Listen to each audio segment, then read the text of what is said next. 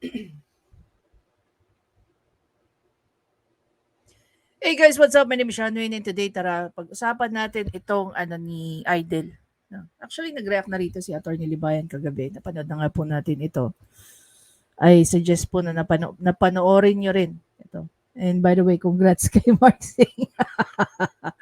Tawa-tawa ako dito sa music video niya eh. So, ayun nga po, no, na ni Atty. Libayan to kagabi. Na-discuss niyo na po ito. Ako naman parang more on supplemental lang naman ako. Okay? May present lang din ako, of course, isang jurisprudence na nagpapakita na hindi po agad disbarment ang ipapataw dito sa isang abogado na merong paglabag sa notarial practice, 2004 Rules of Notarial Practice. Anyway, pakinggan muna natin si Idol na pag-usapan natin. Andito ba si Attorney Basilio Lazaro? No, Lazaro ang apelyido mo. Bakit ka naging gasko? Aso, sa mabilis lang. Pwedeng palitan mo, Lazaro, kasi yung patay kaya mo na buhayin. He didn't do any or do anything that resurrecting any dead, Your Honor. Attorney, ano ka, tanga o nagtatanga-tangahan?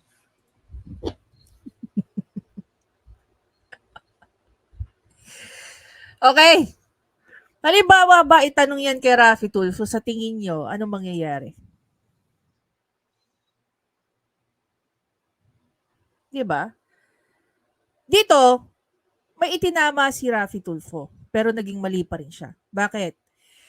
Yung notarial practice, gaya na rin na sinabi ni Atty. Libayan, grounds po ito for disciplinary action.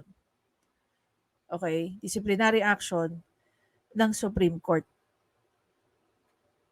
Outright ba disbarment agad? Hindi po. Hindi. Mamaya papakita natin, pero pakinggan mo. Ano tayo? Continue tayo. Then you know that na pwede ka ma-disbar because of this. You know that, right? Senator Tulfo, you may now proceed. Attorney Gascon, ulitin ko yung tanong ko, yung patay, kaya mong buhayin, although not literally, figuratively. Paano mo nagawa yun at bakit mo ginawa? Your Honor, I didn't do any or do anything that resurrecting any dead, Your Honor. You did not. Yes, Your Honor. I have here a copy of the release and quit claim, which was notarized by you, dated June 29, 2009. Right? Yes, Your Honor. Okay. Ikaw nag-notarize na ito? Yes, sir. Right. Do you have a copy? Get a copy. Maluwang ba yung kulong pa dyan sa baba? Meron pa bang bakante? Wala.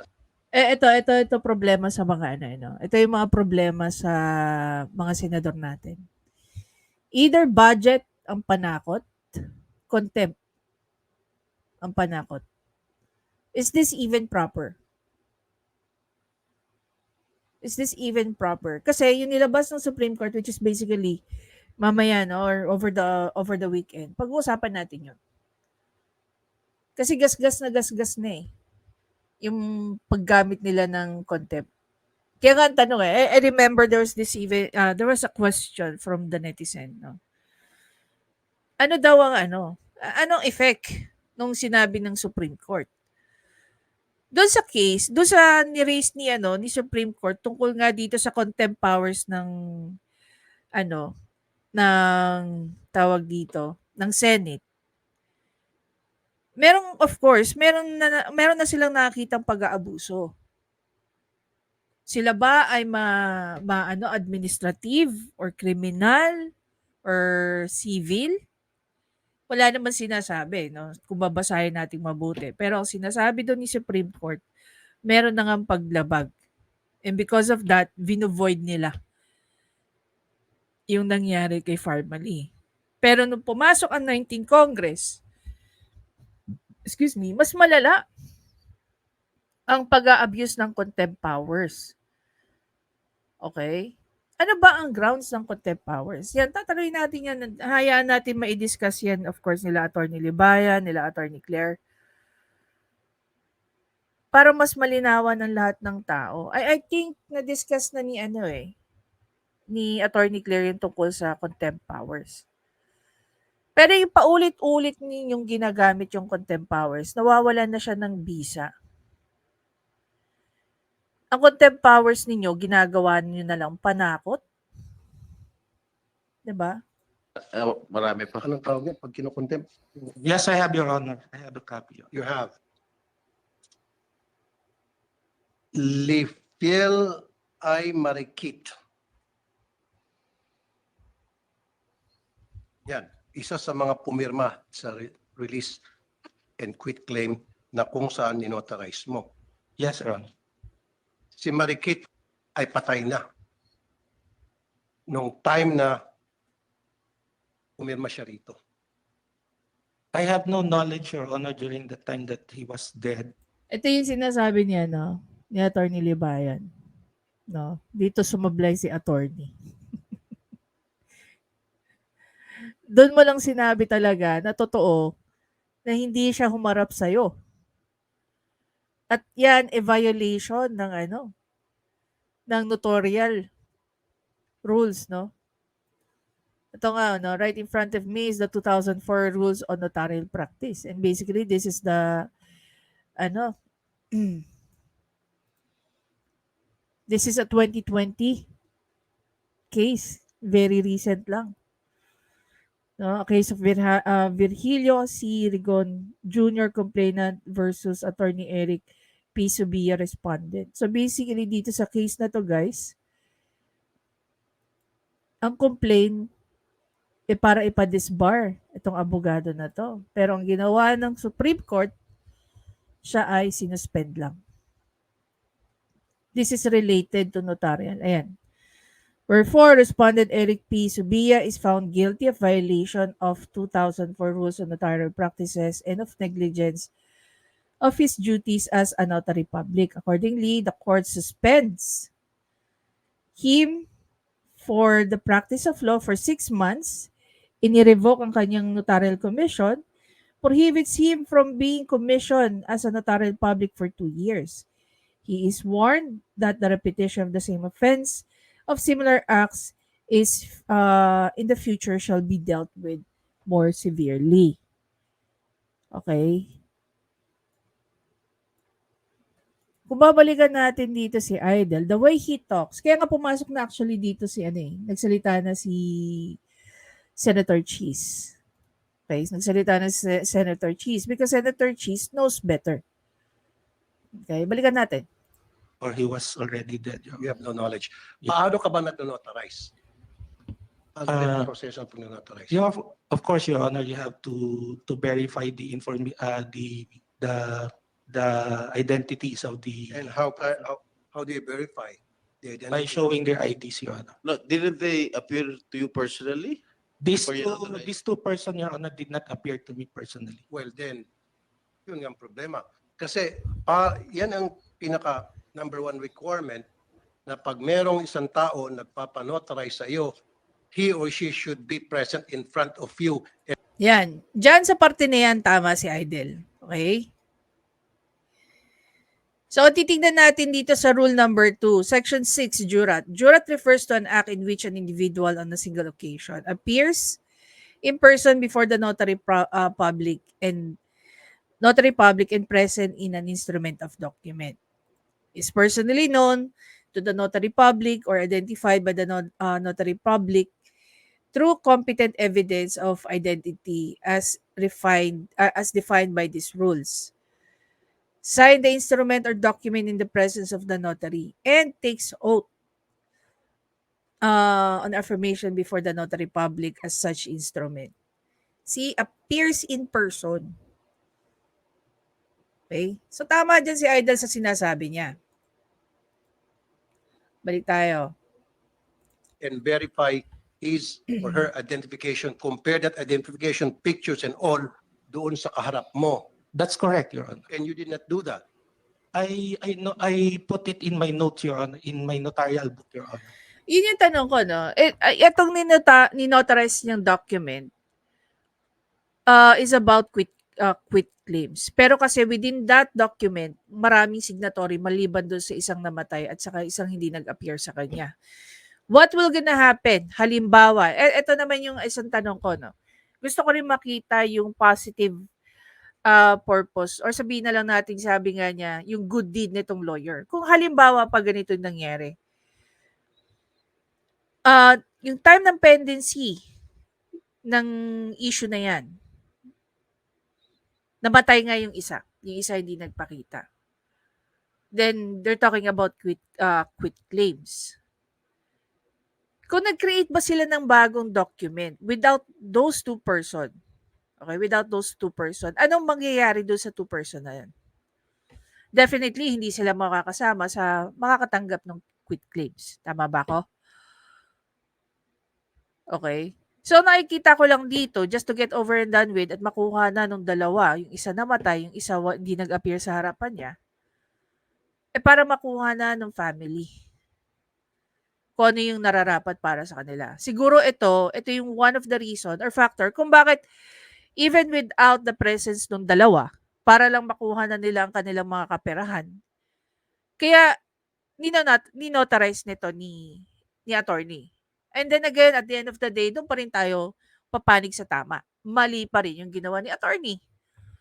'Di ba? Kahit nag-result ito sa isang positive or favorable action para dun sa mga na iwan ng pamilya nung namatay. Pangalawa, hindi rin natin alam as to bakit wala yung isa. 'Di ba? Pwedeng may sakit. No. Sabi mo kasi wala kang knowledge at hindi siya sumipot. Sumipot ba siya o hindi? Hindi po siya sumipot, Your Honor. Ito, paikot-ikot lang tayo dito eh. So, it's becoming so boring eh. Doon pa lang sa una yung sinabi na walang knowledge nung sinabi pa lang ni attorney na wala siyang knowledge, so definitely wala siyang alam. Na una, na patay na pala yung tao. Ang tanong din doon, bakit hindi sinabi na nagpa-notarize na yung isa sa tao na yun, patay na? So there was also an intention. Kung titignan natin mabuti, no, diyan sa pinanotarize na yan, maraming tao ang nakapirma, ang involved. Then ang isa pala diyan, patay na. Bakit yung grupo na yon na nagpa-notarize diyan, hindi rin sinabi kay attorney, no? Na, yung isang tao diyan patay na. But then again, hindi naman siya absuelto dun sa fact na mali yung ginawa niya, no, for violating the jurat rule. Then bakit mo dinotarize na hindi pala siya sumipot? Ang pinakita lang sa iyo, dokumento, and all these people here, not only Marikit, but 1, 2, 3, 4, 5, 6, 7, 8. 8 of them did not appear before you. Dito na mali. Dito na tayo mali, Idel. And you just, binigyan ka lang nitong dokumento na pirmado na and then pumirma ka na lang. No, Your Honor. They personally appeared to me. See? Kanina, kung pakikinggan yung mabuti yung sinasabi ni Idel, nasabi niya yung dalawa hindi nag-appear. Tapos ngayon, sinasabi niya rito, yung 8 daw hindi nag-appear. Diba? So, sinagot siya tuloy ng abogado. Your Honor, except only the two, Your Honor. Except. Then dapat hindi mo tinuloy yung pag-notarize or binura mo siya. You shouldn't have included the names of the two persons who did not appear to you personally. It's a pre-forma, Your Honor, when it was given to me. And then Excuse me? it's a pre-forma, Your Honor. It's the documents are already prepared when it was presented to me, Your Honor. Then dapat binura mo o idinilit mo, inalis mo yung dalawa na wala. Yun nga yung tanong natin eh. Ano ang magiging effect kung halimbawa, no, tama na tanggalin yung dalawa because they're not there. Okay? The question is, ano naman ang magiging effect dun sa dalawa? Since ang pinag-uusapan ata dyan sa documents na yan is about the quit claims. In short, kaperahan. Definitely, kung wala yung dalawa, hindi nila makukuha yung para sa kanila. Tama ba ako? Excuse me. Sa harap mo. Yun yung pinaka-basic eh. Attorney. You Yeah, should know, but, Attorney. yeah, Otherwise, I know, Your Honor, but baka masampang ka ng disbarment. I included it, Your Honor, in my notarial book, where in fact it is dated 2009. I clearly state that non-appearance So 2009 to guys. Ang notarial rules ay 2004 pa. So clearly merong naging paglabag dito si attorney. 'Di ba?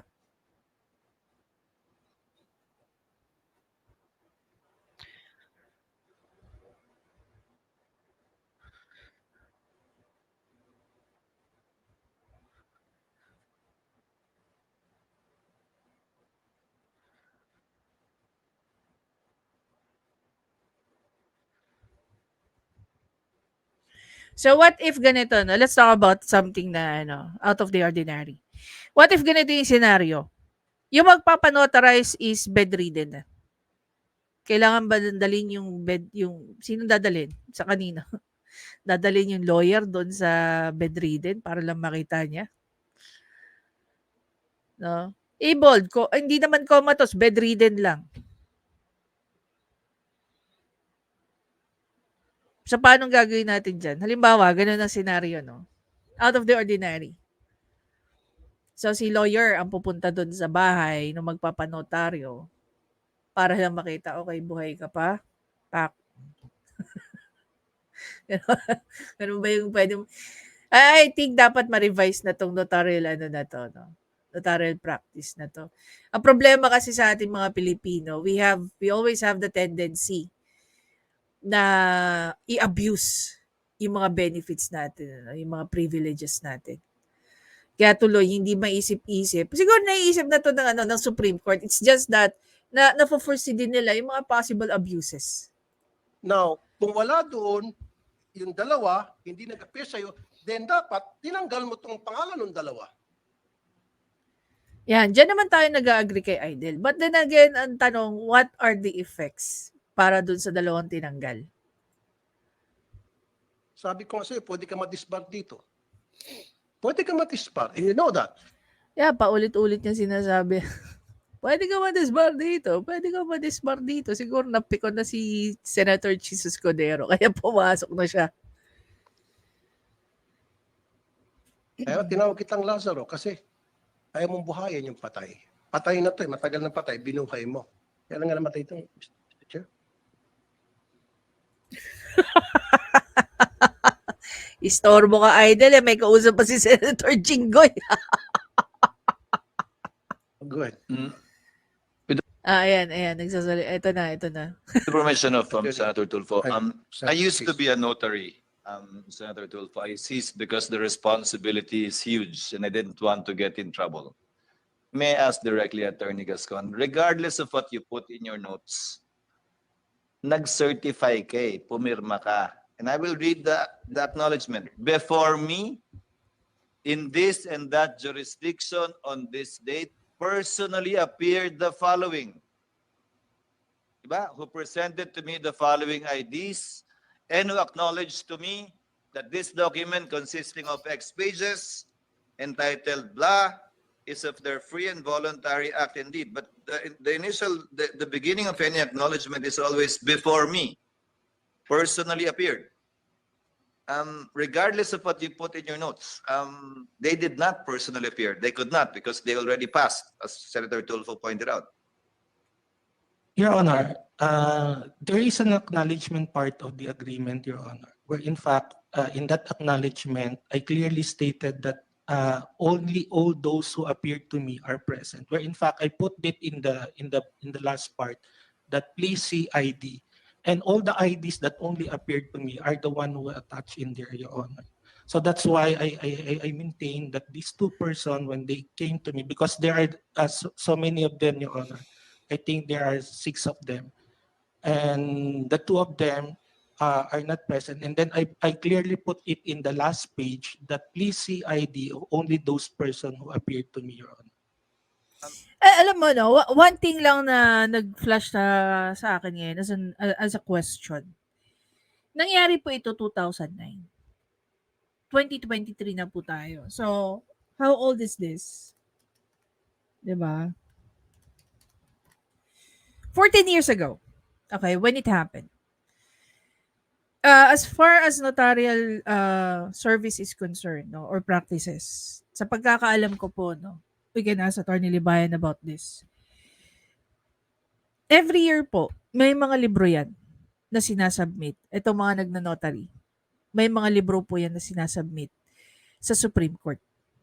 Yun po yung kanilang mga notarial records. Okay? Between 2009 to 2014 na inungkat to. Bakit hindi na bother ang Supreme Court? Kasi nire-review po nila yan, Nire-review po nila yan. Kaya napaka-importante. Ako, madalas ako nagpapanotarize, no? Either SPA, deed of sale, at kung ano-ano pa. Yan po ang sinasabi sa akin ng mga abogado na nagno-notarial service na nakakausap ko. Okay? I remember, nag-inquire ako, no, for an SPA. So, syempre, hindi po nila maano ang SPA, hindi po nila mapapanotarize ang SPA nang wala po yung isang concerned person na mag-i-issue ng SPA. Okay? Dahil nga ang sagot nila that Supreme Court has a very strict implementation ng rules ng notarial practices. Now, bakit hindi ito naging issue sa Supreme Court within that 14 years? Pero naging issue kay Raffy Tulfo. Ang tanong, may paglabag nga ba dun sa naging practice ni Attorney Gascon? Kasi kung within 14 years, hindi naman siya kinol ni Supreme Court, hindi sinuspend ang kanyang notarial practice, ano kayang ibig sabihin nun? Sino ba ang dapat magsabi kung may paglabag nga etong si Attorney Gascon? Si Raffy Tulfo ba o ang Supreme Court? Not unless hindi ito napansin ng Supreme Court na may paglabag. Okay? That becomes a different story. Balik tayo. Sang batas nakalagay yan, attorney? Sorry, I'm not familiar. I also took my Ayan, ito. Nagtatanong si Senator Cheese, saan batas? oath as a notary. Well, I'm not familiar unless may bagong pinasa ang Korte Suprema na exemption yon sa before me personally appeared. That you can put in your notes that two did not and refer to their IDs. May I know the legal basis, if any, so that I may be educated as well? I just base, Your Honor, on the rules notarial practice that person who appears to you, or you could notarize it on the other persons who appear to you, Your Honor. Those who acknowledge to you that they signed the documents, that is only my basis, Your Honor. So in good faith, Your Honor, when they appeared to me, I clearly stated not only in the acknowledgement portion that these only the persons that appeared to me, but I also put it in my notarial book that these are all the persons that appeared to me. And these two persons did not appear to me, Your Honor. So you're not attesting to the fact that they signed that document, those two persons? Yes, Your Honor. And yet, you as the corporate counsel facilitated the registration of that document so that a new TCT will be issued in favor of the company you're working for, despite your personal knowledge that two of the six most likely did not sign voluntarily, willingly, or Yeah, 2 of the 8, not 6. even were alive at that time. And yet, that document was used to register your ownership over the subject property. Paano if you admitted earlier na hindi nga sila kasama, yung 2 sa 6 hindi kasama, ba't yung ginamit? Yeah, 2 sa ano. Guys, kung ito tingnan niya natin yung acknowledgement. Actually, nahanap ko rin dito yung sinasabi ni Attorney Gascon. Tama ba? Gascon yun niya, di ba? Wala naman sinasabi rito dun sa wala naman sinasabi rito yung sinasabi niya na itong part na to yung naging basis niya. If I'm actually looking at the right document. But basically, this is the document that he was referring to earlier. Diba? Balikan natin si Senator Cheese. Property holding. Yes, sir, please. Your Honor, as I have said before, this document were not prepared by us. It's a pro forma. When we during the time when it was asked us to meet them, I think the sixth person appeared, and then they as far as them as far as we're concerned, and together with their counsel during that time, Your Honor, they were assisted by their counsel, and then they signed the documents, Your Honor. And then that's the basis that they submitted to us, and that's the document that we use, Your Honor. Exactly. You notarized it with the absence of two persons. Apparently, one of them was already dead. And you used that same document in spite of the fact that you didn't see those two persons and you noted in your notarial book na hindi sila nag-appear, you still use that document to register your ownership. That would be a correct narration of facts, sir? In good faith, yes, Your Honor. I yield, Senator Tulfo.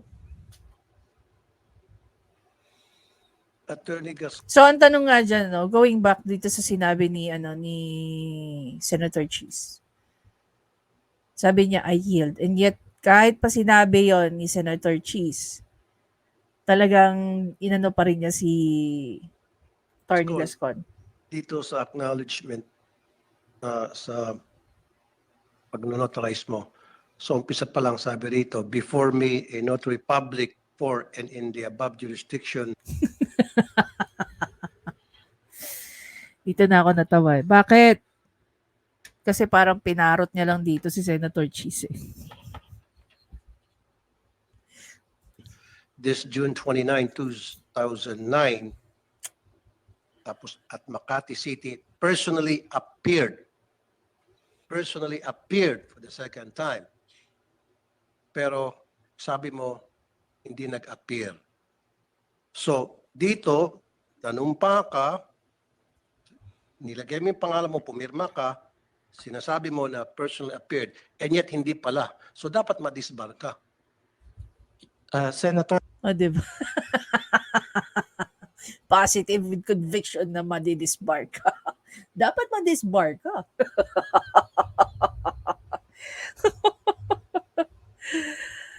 Kung kamustahin kaya natin yung co-warranto case niya, no, ni Idol. Wala tayong balita doon, ano. Very interesting. Paano kaya paano kaya yung hearing ng co-warranto ng isang senator? again, what I'm referring only is the two person, Your Honor. But Kaya nga, di ba? Dalawang hindi nag-appear. Dito, sinabi mo na personally appeared. Yan o, ikot-ikot tayo rito. Hindi tayo matatapos. Na the question is, grupo nga sila. No? Hindi ko pinagtatanggol dito si Attorney Gascon at di ko rin sinasabing dito si Idol. Ang question nga natin na mariraise dito, paano kung grupo sila? Grupo sila nung pinirmahan nila yan, gaya nga, if you're listening enough, no? If you're listening very well with Attorney Gascon, sa kanya naging explanation dito kay Senator Cheese before siya nag-yield, sinasabi niya that those documents were already there. It's just that they need, at the time that those documents were presented, all of them are with their counsel, and then andun sila before they sign. So, ibig sabihin, isa sa mga namatay na yon, sa tagal na siguro, was still alive nung pumirma. Okay. Kaya ang tanong natin what will be the effect? 'Di ba? Si Raffy Tulfo ba magbibigay ng judgment yan? Of course not. Of course not. Kasi, consistent naman itong notarial rules. No? They use the word single. Oh, under section 1, kung babalikan na natin guys, no? Under section 1, acknowledgement refers to an act in which an individual on single occasion. Like individual, isang tao lang. So, paano kung grupo? Paano doon sa sitwasyon nito ni Attorney Gascon? Will the same rule applies? Or there will be an exemption? So far, wala naman nakalagay ditong exemption. Okay? Pero ito yung ano sabihin na lang natin, let the Supreme Court decides. 'Di ba? Let the Supreme Court talk about this. Kasi dito, clearly, may naka-state. So, paano kung grupo nga? Tapos yung isa sa kanila hindi present. So, kung hindi na-notarize yan, kawawa naman yung anim na nag-pursue nito, di ba? Do they have to go over, no? Kailangan ba nilang bumalik sa ground zero? Dahil lang may dalawang nawala. Pero at the time na present yung document, buhay pa. At present yung lahat ng complainant. Diba? Complainant man sila or beneficiaries or Personally appeared. Lawyer ka, what does it mean? Ano ibig sabihin ng personal appeared? Itagalog mo. Personal po silang humarap sa akin. Exactly. So personal na humarap ba yung dalawa? Lalo na itong si Marikit? Hindi. Dahil patay na eh. Yes, Your Honor, I acknowledge that fact, Your Honor. Na hindi siya umapir. Yeah, the two, O Your Honor. bakit mo ninotarize? Wala pala sa harap mo ito si Marikit at yung isa pa. Sana hindi mo ninotarize. Sana pinatanggal mo yung pangalan o pinaulit mo. Sabi mo, baguhin nyo yan, tanggalin nyo yung dalawang wala rito. Next time, pag nagpresenta kayo ng dokumento, paharap nyo lahat with all the IDs. Again, Your Honor, in good faith during that time, I just based on the notarial rule that you could not notarize a document to the extent of the person that you only to the extent of the person who appeared to you, Your Honor. Sorry, attorney. Ano ka, tanga o nagtatanga-tangahan? parang gusto kong itanong rin yan kay Raffy Tulfo. Are you even listening enough to understand what this lawyer is saying? Diba? Kung si Attorney Cheese nga nag-yield na based dun sa explanation na binibigay niya rin kay Raffy Tulfo, si Raffy Tulfo nagkaroon pa ng audacity to ask this person whether or not tanga siya or nagtatanga-tangahan. Ikaw, Raffy Tulfo, anong ginagawa mo? And you know that See? Nung sasagot yung lawyer, bigla niyang binara. pwede ka ma-disbar because of this. You No. know that, right? No. Yes, sir. Yes, pwede siyang magkaroon ng disciplinary action, pero outright ba disbarment? Diba? Oh, dahil lang sa isang pirma o dalawang pirma, madidisbar ka, napakababaw na disbarment case yan. Mm. Because of two signatures, madidisbar ang isang attorney Basilio D. Gascon Jr. And you know that. Talagang binuo niya yung pangalan no? Anyway, halika guys. Basahin nga natin itong This is actually a disbarment case which nag-end up sa isang suspension. No? Tara. So, ayun nga dito, isang Virgilio Rigon Jr. ang complainant versus Attorney Eric Subia respondent. So, ayun nga dito, before the court, is an affidavit of complaint filed by Virgilio Cayetano Jr. Seeking the disbarment of Eric Subia for violation of notarial practice. And so the notarial rules. So feel free guys to read, but this is about again about the notarial rules. So ayun nga dito, the sole issue of the court resolution is whether or not the IBP correctly found Attorney Subia liable for the violation of notarial rules. At the onset, it bears to stress that the death of the complainant, Virgilio Jr., is not a hindrance in the proceeding of this case. As a result, as held, disciplinary and disbarment proceedings against lawyers are considered sui generis in nature with the main aim of persevering the integrity of the legal profession. The proceeding which the court may even motu proprio initiate have neither plaintiffs nor prosecutors. The court will look into the conduct and behavior of the lawyers in order to determine if they are fit to exercise the privileges of legal profession if found guilty. The erring lawyer shall be dealt with accordingly and will be held accountable for the misconduct and misbehavior committed in violation of the Code of Professional Responsibility. Furthermore, the case will still proceed despite the defect found in the SPA where the person who vested authority upon Virgilio Jr. to constitute the complaint were indicated as heirs of Cornelio versus instead of Placido. So this one is a different issue. However, the complaint was about this. Diba? In the case at bench, Attorney Subia failed to faithfully comply with Section 6 and 8 of Rule 2 and Section 2 and 5B, Rule 4 of the Notarial Rules, which states that, yan, okay? Same story siya dito sa issue na nire-raise ni Idel. Pretty much the same. Yan, false or incomplete certificate. Yan, affix and official signature and seal of the notarial and blah blah blah. Okay? So at the end, sinasabi ni Supreme Court dito, sinuspend lang siya for 6 months to practice. He was found guilty in violation of the 2004 Rules of Notarial Practices. At the same time, ni-revoke po ang kanyang notarial commission, prohibits him from being commissioned as a notary public for 2 years, and he was warned. No? He was warned. Ngayon, kung babalikan natin tong issue ng abogado na inano ni Idel,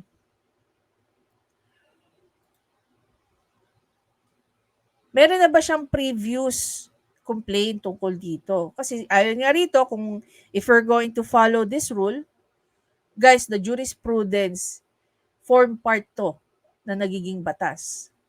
Okay?